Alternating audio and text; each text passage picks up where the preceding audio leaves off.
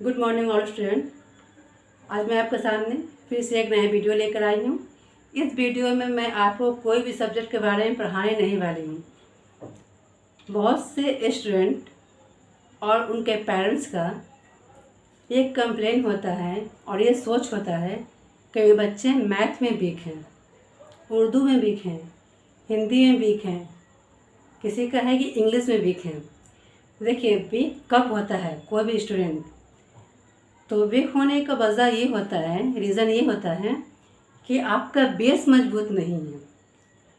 आप क्लास 8 में पहुंच गए हैं, क्लास 9 में हैं या क्लास 5 में हैं या क्लास 4 ही में क्यों ना हो, आपको वहाँ पे जब कोई भी अगर मैथ का सब्जेक्ट का बात करते हैं, मैथ के सब्जेक्ट की, तो वहाँ पे आप कोई भी ऐसा मैथ बताइए जहाँ पे आपको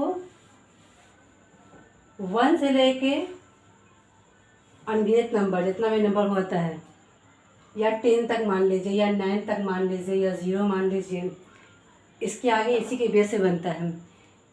कौन ऐसा क्लास है और कौन ऐसा चैप्टर है जिसमें इस नंबर का यूज़ नहीं हुआ होता होगा।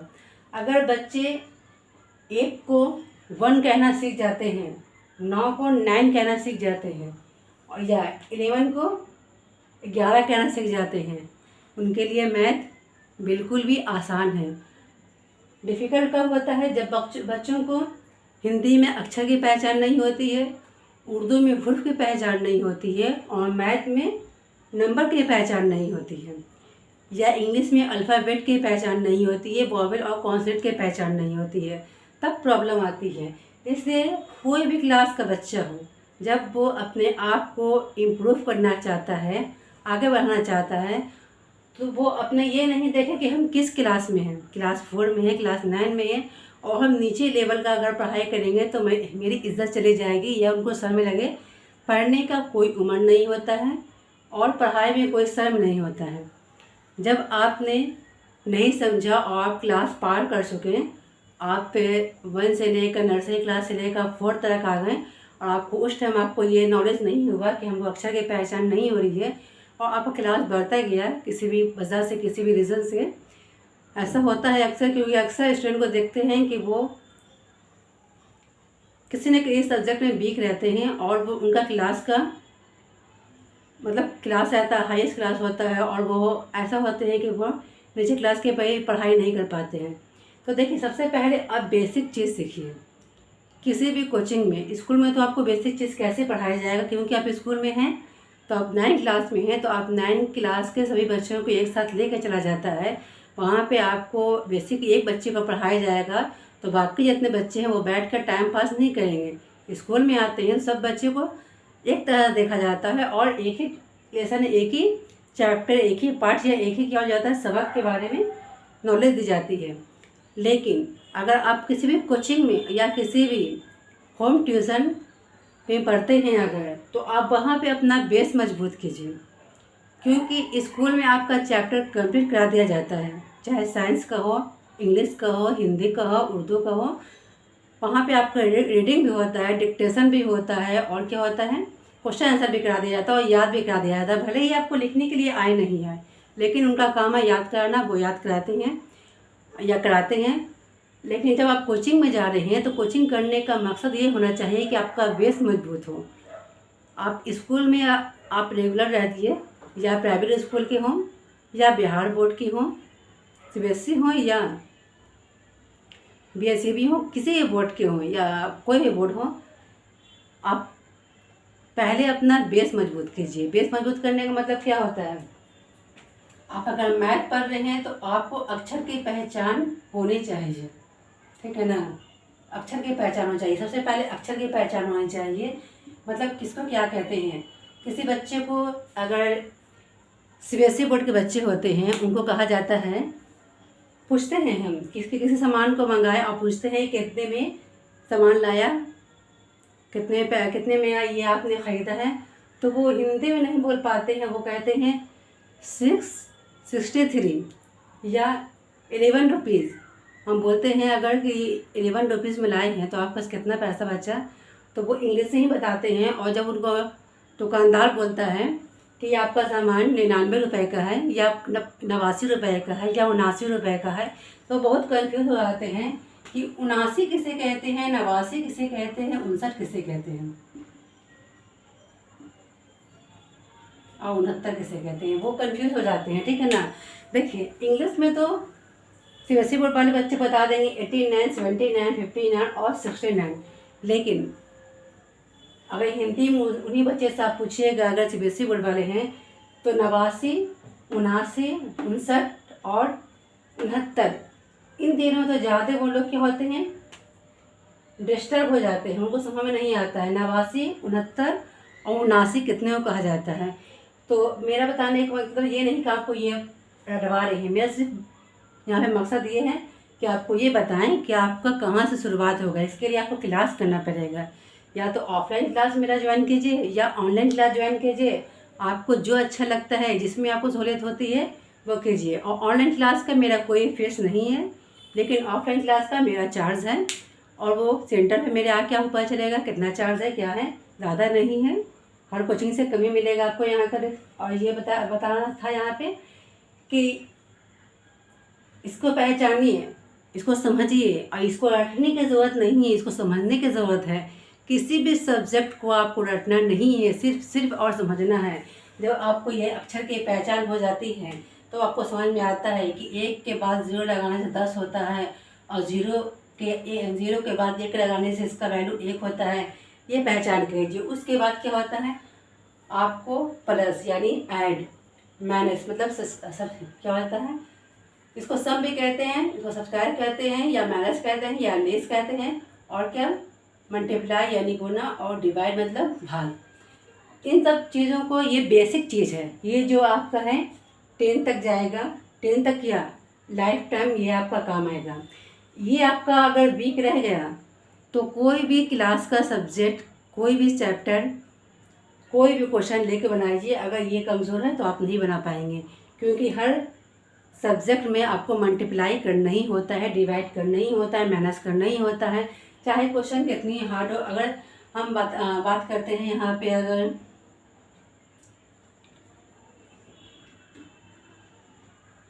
इसमें ये ऐड करना है, तो ऐड करना है यानी जोड़ना है, तो क्या करना है, इसका प्रोसेस आपको सीखना पड़ेगा, जोड़ कैसे होता है। जोड़ जब भी स्टार्ट कीजिए आप तो 0 से स्टार्ट कीजिए, क्योंकि बच्चे कन्फ्यूज होते हैं कहाँ 0 पे आकर, कि अगर 0 में 1 जोड़ते हैं तो क्या वो 0 रह जाएगा या 1 रह जाएगा, कन्फ्यूज़ यहाँ पे होते हैं। इस कन्फ्यूज़न को आप दूर कीजिए, उसके बाद फिर 1 पे आइए। स्टार्टिंग जब भी कीजिए तो 0 से कीजिए, क्योंकि 0 का वैल्यू जब आप देखेंगे तो बहुत ज़्यादा भी होता है, और जब देखेंगे तो एकदम ना के बराबर होता है, वो नंबर को ही ख़त्म कर देता है। अगर हम यहाँ पे 0 में 1 जोड़ते हैं, मतलब ये है सेंस कहने का कि मेरे पास कुछ भी नहीं है और किसी ने मेरे पास 1 रुपया दिया, तो मेरे पास कितना रहा, 1 ही रुपया रहा, 0 नहीं रहा, ये ख़त्म हो गया, ये रहा। अगर इसी तरह से देखिए, अगर 1 को हमको, किसी भी नंबर को हमको अगर 0 से मल्टीप्लाई करना होता है, तो 0 से मल्टीप्लाई करने से बच्चा ये समझेंगे 0 का पहाड़ा होता ही नहीं है। 0 का पहाड़ा जब होता ही नहीं है तो 0 का टेबल हम कैसे पढ़ेंगे, तो 0 का टेबल अगर 2 बार पढ़ेंगे तो 0 1 ज़ा 0, 0 2 ज़ा 0, 0 3 ज़ा 0, जितनी बार पढ़ेंगे 0 ही आ जाएगा, इसका नंबर कोई चेंज नहीं होगा, फिर 0 ही आ जाएगा आंसर। जब भी स्टार्ट किए 0 से, क्योंकि बच्चे ये जब आगे क्लास में फंसते हैं तो यहाँ फंसते हैं कि 0 है तो मल्टीप्लाई करने पे 12 लिखें, 12 लिखें या 0 लिखें, क्या डिवाइड देने पर 0 लिखें या जो नंबर है वही लिखें। तो सबसे पहले आपको जोड़, घटाओ, गुना, भाग ये सीखना पड़ेगा। एलसीएम भी बनाइएगा, एचसीएफ, एलसीएम, तो उसमें भी आपको इसका काम पड़ता है, मल्टीप्लाई का पड़ता है काम। उसके बाद कौन से पहाड़े में आएगा वो मल्टीप्लाई का काम हो जाता है।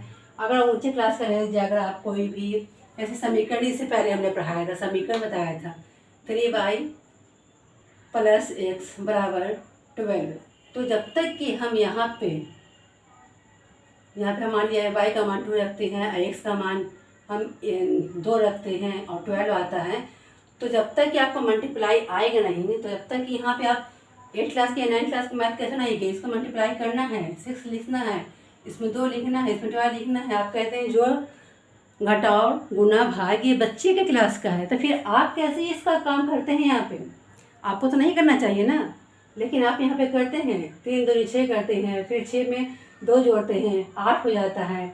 फिर 8 अगर आ जाता है तो बराबर की उस तरफ जाते हैं तो माइनस में आ जाता है। आप यहाँ पे घटा भी देते हैं, आप यहाँ पे जोड़ भी रहे हैं, गुना भी कर रहे हैं, घटा भी रहे हैं, सब काम कर रहे हैं यहाँ पे, और कहते हैं कि ये बच्चे वाली क्लास है। बच्चे को कमज़ोर आपकी बातें करती है। आप बच्चे को कभी ये नहीं कहें कि आपके बच्चे कमज़ोर हैं। कमज़ोर नहीं हैं, उनकी बेस ही मजबूत नहीं हुई तो वो कमज़ोर रह गए हैं। तो उनको उन पर ध्यान दीजिए कि उनका बेस मजबूत हो। और बच्चे के सामने कभी भी ये मत कहिए कि ये बच्चा कमज़ोर है। कमज़ोर करने से उसके माइंड में ये बात फिट हो जाती है कि हम बहुत कमज़ोर हैं और हम सबसे पीछे ही हैं। जब ये बात उसके दिमाग में बैठ जाती है तो हम या आप कितनी ही मेहनत क्यों ना कर लें, ये जंग नहीं हटा पाएंगे। इसलिए हर बच्चे का हौसला अफजाई कीजिए, उनको कहिए कि आपसे अच्छा कोई नहीं कर सकता, आपने अच्छी कोशिश की, इससे और ज़्यादा अच्छी कोशिश कीजिए। या हम हो या आप हो या किसी के पेरेंट्स हो, आप सभी पेरेंट्स से रिक्वेस्ट है कि अपने बच्चे को आप कभी भी ये मत कहिए कि आपका बच्चा बहुत कमज़ोर है, उनको मारना है, ये करना है। इनसे बच्चा सीखता नहीं है, उनका मेंटली कमज़ोर हो जाता है। बच्चे को जितना प्यार से पढ़ाइए, जितने अच्छे से पढ़ाइए, बच्चे की देर में बैठेगा। उनके लिए क्लैपिंग करवाइए, उनको क्लास में अच्छा करते हैं तो उनको वेरी गुड दीजिए, एक्सलेंट दीजिए, अच्छे लैंग्वेज में बच्चे से बात कीजिए। तो बच्चे आपसे क्या होंगे, आकर्षित होंगे, आप मतलब अट्रैक्ट होंगे और आपसे कुछ सीखेंगे और आपके वो फ़ैन हो जाएंगे। और इसी अच्छाई का फ़ायदा उठा के वो अपने आप को और ज़्यादा इम्प्रूव करने की कोशिश करेंगे। वो चाहेंगे कि क्लास सबसे अच्छे हम हों, और हर बच्चा यही चाहेगा सबसे अच्छे हम हों। तो उस क्लास का, जिस क्लास में आप अभी हम पढ़ा रहे हैं, उसके बाद अगर उसी क्लास में हम पढ़ाने के लिए जाएंगे तो उनको बहुत अच्छा फील होगा, क्योंकि मेरे सारे स्टूडेंट कोशिश करने में लग जाते हैं। और अगर बच्चे को एंजॉयमेंट के लिए अगर कुछ बीच में टॉपिक लेके उनको कुछ स्टोरी समझाना है तो ये कोई गलत बात नहीं है, क्योंकि बच्चे पे ज़्यादा प्रेशर नहीं डालना चाहिए। बीच बीच में उनकी क्लासेस से, उनके सब्जेक्ट से ही कोई ऐसा टॉपिक निकालिए और उसको इतनी अच्छी बातों उसको समझाइए कि उनके बाद वो टॉपिक उनके दिमाग में हमेशा के लिए फिट हो जाए। तो बस मेरा यही रिक्वेस्ट था, बच्चे अपने आप को कभी आप लोग कमज़ोर मत समझिए। और रही बात इंग्लिश की या उर्दू की या हिंदी की, तो देखिए उर्दू, हिंदी और इंग्लिश में, हिंदी में उसका उच्चारण, बट की अक्षर की पहचान, उर्दू में लफ्ज़ और अल्फाज की पहचान, और इंग्लिश में अल्फ़ाबेट और प्रोनाउंसिएशन की पहचान, ये होनी चाहिए। प्रोनाउंसिएशन, कोई बच्चा किसी भी सब्जेक्ट में कमज़ोर है, चाहे वो इंग्लिश में आर्ट्स पढ़ रहा है या साइंस पढ़ रहा है, उसका प्रोनाउंसिएशन कमज़ोर है। वो ये नहीं समझ पा रहा है कि आई जहाँ पर आएगा या जहाँ पे डबल ई रहेगा तो वहाँ पे किस तरह का आवाज़ निकलेगा। जैसे यहाँ पे हम लिखने लिखा,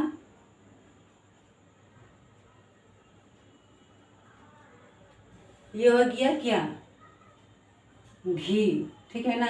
डबल ई की मात्रा से क्या होता है, दीर्घ ई कर की आवाज़ आती है, और GHI लिखेंगे तो इसकी मात्रा से छोटी इकार की पहचान होती है। तो जब सबसे पहले प्रोनाउंसिएशन पढ़ने के लिए आपको ये पता होना चाहिए आ का मतलब क्या होता है, आ का मतलब क्या होता है, ई का क्या होता है, बड़ी इकार का क्या होता है, ई का ई होगा, डबल ई बड़ी इकार का ई होगा। जब आपको इसकी पहचान हो जाती है तो आपका इंग्लिश अच्छा हो जाएगा। इस तरह का से है, अगर का हलंत वाला है तो सिर्फ के, अगर का पूरा कंप्लीट है तो KA। इस तरह से बच्चे को का से लेके ज्ञा तक की पहचान करवाइए, और आ से लेके ये जो स्वर और व्यंजन है दोनों में क्या है, आपको इस तरह से उनको ट्रांसलेट करके पहले बताना है। जब भी स्टार्ट कीजिए किसी बच्चे को कोचिंग में पढ़ाने के लिए, सबसे पहले उसका बेस देखिए कि उसका बेस क्या है, उसको पढ़वा के देखिए उसका प्रोनाउंसिएशन कैसा है, हिंदी उसका उच्चारण कैसा है। अगर हिंदी पढ़ रहे हैं तो उकार की मात्रा और छोटी उकार की मात्रा में पहचान है कि नहीं। अगर बड़ी उकार की मात्रा है तो वहाँ पे खींच कर पढ़ेंगे, छोटी उकार की मात्रा है तो वहाँ पे हल्का खींचेंगे। दीर्घ की उकार की मात्रा है तो उसको खींच के पढ़ेंगे, और छोटी उकार की मात्रा है तो उसको जल्दी पढ़ेंगे। एक होता है कि, एक होता है कि, एक होता है कि। अगर किसी चीज़ को हम जोड़ते हैं तो वहाँ पे क्या करते हैं, की का यूज़ करते हैं। तो की और की में ही फ़र्क होना चाहिए। कहाँ पे की दीर्घ ईकार की मात्रा होगी, कहाँ पे ह्रस्व ईकार की मात्रा होगी। जब बच्चे स्वर और व्यंजन की पहचान कर लेते हैं और कौन सा वर्ड कहाँ पे बोलने से यूज़ होता है, तो उनके लिखावट में कोई गलती नहीं होगा, पढ़ने में कोई गलती नहीं होगा। उस तरह इंग्लिश में भी है, वो अगर छोटी बड़ी उकार की मात्रा है डबल u, छोटी उकार की मात्रा है तो यू।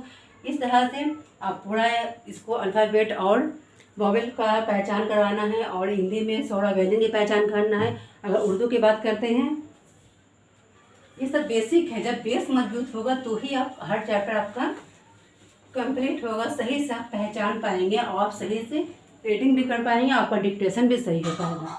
और उर्दू की बात करते हैं तो उर्दू में अगर हम बच्चे को अलिफ से लेके ये तक वर्ड की पहचान करा देते हैं, हुर्फ की पहचान करा देते हैं, तो उसके बाद बच्चे को ये बताना ज़रूरी होता है कि अलिफ अगर स्टार्टिंग में आ जाता है बे के तो वो कभी जुड़ेगा नहीं। अगर जुड़ जाता है तो उसे हम क्या कहते हैं, लब पढ़ देते हैं।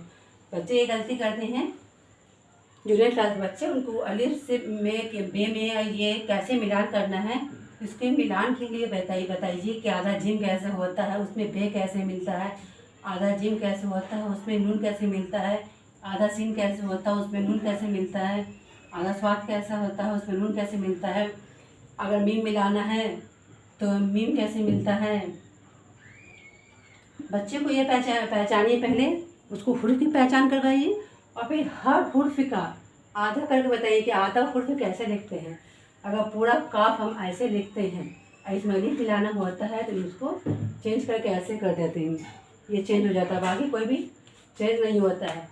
अगर त्वा है, त्वा में अलिफ मिलाएंगे तो क्या लिखेंगे, ऐसे लिखेंगे। तो बच्चों को क्या करना है, पहचान करवाना है कि अलिफ मिलेगा तो कैसे मिलेगा, बे मिलेगा तो कैसे मिलेगा। इसकी पहचान करना बहुत ज़रूरी है। जब तक कि इसकी पहचान नहीं होगी कि किस हुर्फ में क्या मिलेगा, आप बड़े बड़े स्टोरी को उसको याद करवा दीजिए, उसको रटवा दीजिए, रट तो लेंगे, याद तो कर लेंगे, लेकिन लिख नहीं पाएंगे। इसलिए उनका बेस नीचे से ही, मतलब बेस अगर मजबूत करना है तो पहले जड़ को ही मजबूत करना पड़ता है। और फुंगे तो अपने आप निकल, वो तना बन जाती है, तना से फल निकल आते हैं, उसमें ज़्यादा मेहनत नहीं लगती है। मेन आपको प्रॉब्लम होती है जब आप पौधा लगाते हैं उसमें बीज डाल देते हैं। बीज डालने के बाद क्या होता है, यहाँ पे आपका पौधा का जड़ निकल रहा है या नहीं निकल रहा है। सबसे ज़्यादा मेहनत यहीं पे करना होता है कि हमने सही तरीके से इसका बीज बोया है नहीं बोया है, सही तरीके से हम इसे मिट्टी के बाद बैठाए कि नहीं बैठाइए, सही तरह से हम इसे क्वान्टिटी में हम इसे पानी डाल लें या नहीं डाल लें। जब ये अपना मजबूत हो जाता है, ये जब मजबूत हो जाता है, ये पेड़ अगर मजबूत हो जाता है तो इसका तना निकलता है। अगर तना निकलता है तो इसे पत्तियाँ भी निकलती हैं, फूल भी निकलते हैं, सब कुछ निकल जाते हैं। तो मेरे कहने का सेंस ये है कि पहले जड़ को मजबूत कीजिए, फिर उसके बाद आपको मेहनत करने की ज़रूरत नहीं होती है। अब दिन पर दिन देखेंगे वो तना अपने आप, पेड़ बड़ा हो रहा है, तना अपने आप निकल रहा है, उससे पत्ती भी निकल रही है, झड़ भी रही है, फिर नया निकल रहा है। कहने का मतलब ये है, जो हम आज क्लास 1 में पढ़ा रहे हैं बच्चे को, और फिर क्लास 2 में जाएंगे तो ये पत्ते झड़ गए, फिर क्लास 2 में फिर नया चीज़ पढ़ेंगे। तो उस तरह से बच्चे बढ़ते जाते हैं। जब मैट्रिक के एग्ज़ाम देते हैं, फूल की तरह निकलते हैं, कमल की तरह निकलते हैं, गुलाब की तरह निकलते हैं। क्या होता है, वो अच्छे नंबर से पास होते हैं, फर्स्ट डिवीजन होते हैं। और उसको राइटिंग पे ध्यान देना बहुत ज़रूरी है। बच्चे लिखते हैं, कैसे लिखते हैं, उनकी राइटिंग पे ध्यान दीजिए। कोई भी सब्जेक्ट लिखते हैं तो सब वो तीन ही चीज़ होता है, हिंदी, उर्दू, इंग्लिश और नंबर। तो नंबर भी कैसे लिखना है उसकी पहचान, कोई ऐसे से लिख देते हैं, कोई ऐसे लिखते हैं, कुछ समझ में नहीं आता बच्चे क्या लिख रहे हैं। तो सबसे पहले उनका बेस मजबूत कीजिए, उनका लिखावट को खूबसूरत कीजिए, क्योंकि कॉपी देखने में जब अच्छा लगता है तो टीचर को भी पढ़ाने में अच्छा लगता है, और टीचर का भी उस कॉपी पे रुझान ज़्यादा जाता है, और टीचर भी उस कॉपी को अच्छे से चेक करते हैं, एक वर्ड को देखते हैं कहाँ पे गलती है, कहाँ पे गलती नहीं है। और जहाँ पे राइटिंग समझ नहीं आता है, टीचर कितना टाइम देंगे क्लास में, कोचिंग में और होम ट्यूशन में तो बच्चे पे ध्यान दे दिया जाता है, लेकिन कोई स्कूल में कितना ध्यान दिया जाएगा। एक कॉपी चेक करने का मतलब क्या होता है कि दिन भर निकल जाएगा तो भी पूरी कॉपी चेक नहीं होगी। तो बच्चे, अगर टीचर को अगर स्टूडेंट का राइटिंग समझ नहीं आता है तो स्टूडेंट क्या होता है, साफ से लिख के लाइए, उसको कट कर देते हैं। तो इसलिए ये हम लोगों की जिम्मेदारी है कि हम लोग उसको तैयार कैसे करें। ये बच्चे हमारी भविष्य हैं, आज हम हैं तो कल हमारे बच्चे होंगे, आपके बच्चे होंगे। तो ये भविष्य हमारी, हमको अपने भविष्य की तैयारी करना है तो हमें अपने बच्चों पे ज़्यादा से ज़्यादा ध्यान देना पड़ेगा और उनके बेस को मजबूत करना पड़ेगा। आप कभी भी अपने बच्चे से ये नहीं कहिए कि आप कमज़ोर हैं, और स्टूडेंट कभी ये नहीं समझिए कि हम कमज़ोर हैं। कमज़ोर कोई नहीं होता है, कोई सीख कर नहीं आता है। जो भी सीखता है दुनिया ही में आकर सीखता है, और जो नॉलेज लेना होता है यहीं से देता है। आप गलत कीजिएगा, टीचर हो या पेरेंट्स हो आपको समझाएं तो आप उनकी बातों को समझिए। कोई भी बड़ा आपसे अगर कोई आपको अगर कुछ समझाता है तो वो आपकी भलाई के लिए होता है, आपकी बुराई के लिए नहीं होता है। आप कभी भी किसी को गलत नहीं समझिए, गलत समझिएगा तो आप आगे नहीं बढ़ पाइएगा। सोचने का तरीका चेंज कीजिए और मेरे बताए हुए बातों को फॉलो कीजिए। इंशाल्लाह आप किसी भी सब्जेक्ट में, किसी भी क्लास में, किसी भी स्कूल में, किसी भी ट्यूशन में या किसी भी कोचिंग में आप पढ़ते हैं, अगर आप इस मेथड को यूज़ करना शुरू करेंगे तो आप कमज़ोर नहीं होंगे। और आपकी जिम्मेदारी है कि आप कोचिंग में बोलिए कि मेरा बेस मजबूत कराना है। कोचिंग में जाइएगा, सिलेबस ले हुए कि मेरा क्लास 5 में आपको एडमिशन कराना है, तो कोचिंग वाले क्लास 5 का आपको पढ़ाएंगे। तो आपको ये नहीं बोलना है, आपको कहना है कि बेस मजबूत कराना है। बेस मजबूत करना मतलब ये नहीं कि आप कमज़ोर हैं। बेस मजबूत करना क्या है कि अपने आप को पावरफुल बनाना है। सोच चेंज कीजिए, थिंकिंग को चेंज कीजिए।